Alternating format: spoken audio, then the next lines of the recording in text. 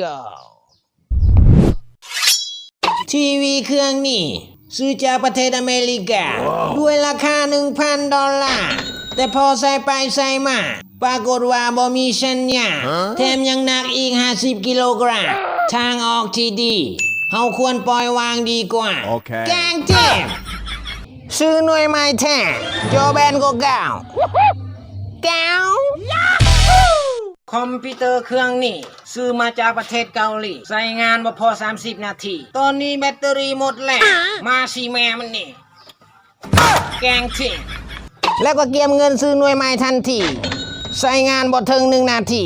ตอนนี้แบตเตอรี่หมดอีกแล้วแกงเจ็บมีเงินเต็มเฮือนเต็มซ่าสิไปฝากธนาคารกะยานตำรวจถามหาคันสิกินยาปารากะยานเจ็บหัวคันสิเก็บเงินไว้อยู่เฮือนก็นอนบ่หลับหนักใจจริงๆเพราะฉะนั้นเฮาต้องปล่อยวางแกงเจ็บปล่อยวางปล่อยวาง